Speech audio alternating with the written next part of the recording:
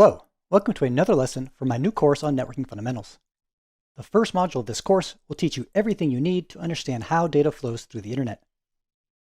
In this lesson, we'll be taking a look at the internet from the host's perspective, and we're going to look at everything a host does to speak on the internet. Now, before watching this video, it is recommended to have watched the prior lessons in this module. In lesson 1, we unpacked the concepts of a host, IP address, network, switches, and routers. And in lesson 2, we took a practical look at the OSI model and showed you how each layer contributes to the overall goal of networking, which is moving data between hosts. There will be links to each of these lessons in the description. In this lesson, we're going to illustrate everything hosts do to speak on the internet, and we're going to do this across two scenarios. The first scenario will outline everything that occurs for two hosts which are directly connected to one another to communicate. And the second scenario will outline everything that occurs for two hosts to communicate on opposite sides of a router. Now, regarding this first scenario, hosts don't actually know what they are connected to. So whether host A is directly connected to host B, or whether there is one switch or multiple switches in between, either way, host A is going to follow the same steps. So this first scenario is actually showing you everything that hosts do when communicating with other hosts on the same network, regardless of how they are connected.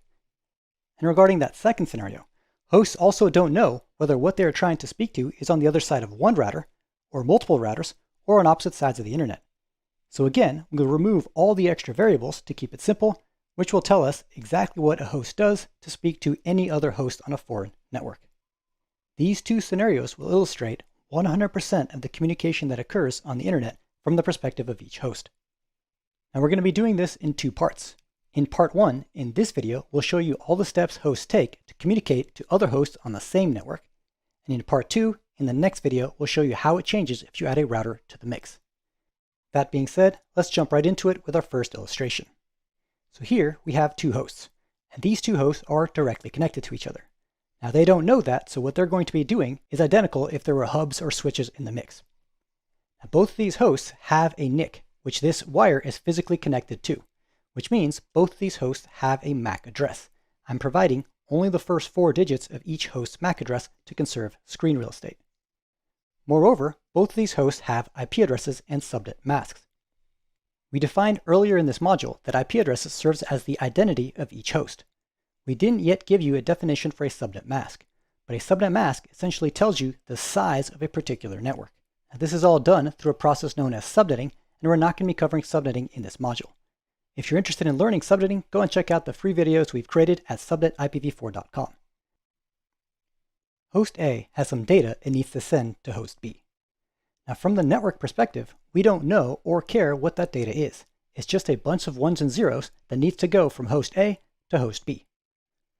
Host A also knows the IP address that it's trying to speak to. It knows the IP address of host B.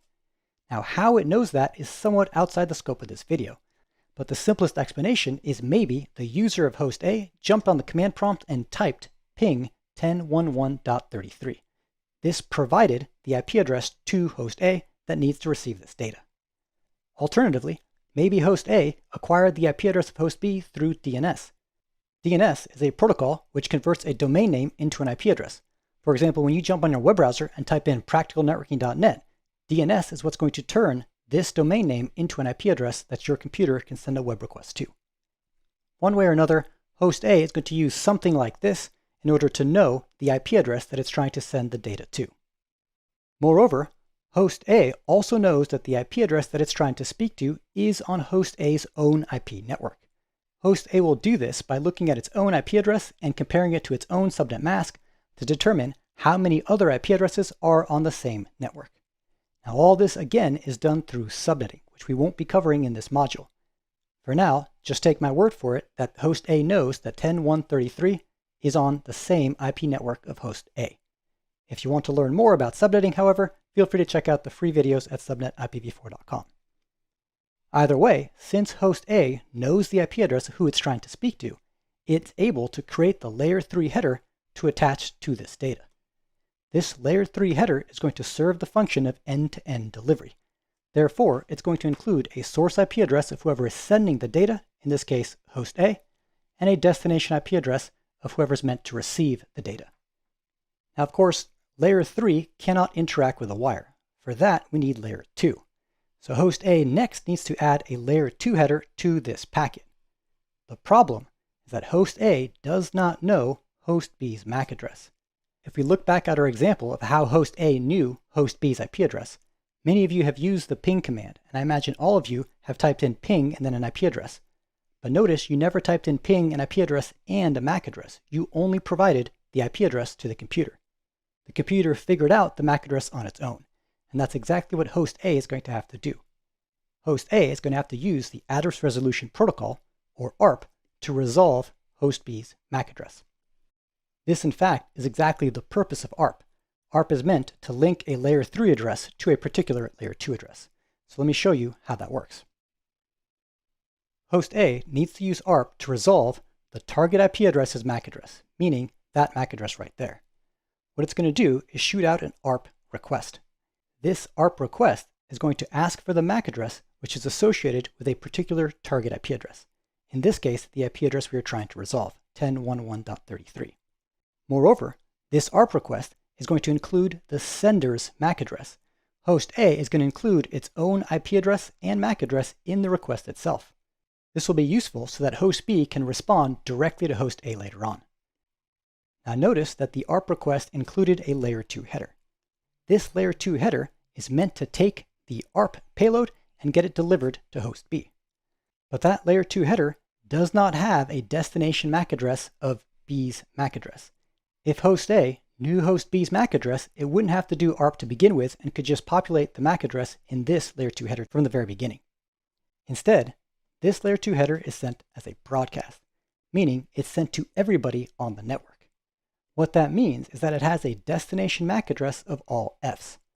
The all Fs MAC address is a specially reserved MAC address which is meant to be used whenever you want to deliver a packet to everybody on the local network. That is by definition a broadcast. Now, if you're interested in learning more about broadcasts, I created another video which discusses local broadcasts and directed broadcasts. There'll be a link for that video in the description. As for us, we're going to continue. ARP mappings are stored in what's called an ARP cache. Every device which has an IP address has an ARP cache. Host A has an IP address and host B has an IP address. Therefore, they both have ARP caches. At the moment, host A's ARP cache simply states that we're trying to resolve the 10.1.1.33 IP address to a particular MAC address. Host B's ARP cache is currently empty. When this request, however, makes it across the wire, you'll see something happens to host B's ARP cache. Notice, host B was able to populate an entry in its ARP cache for host A. It was able to identify that the IP address 10.1.1.22 maps to the MAC address A2A2. That occurred because in the original ARP request, host A provided its own MAC address. So by simply receiving an ARP request, host B was able to learn an ARP entry. Host B will now respond to that ARP request by sending what's known as an ARP response.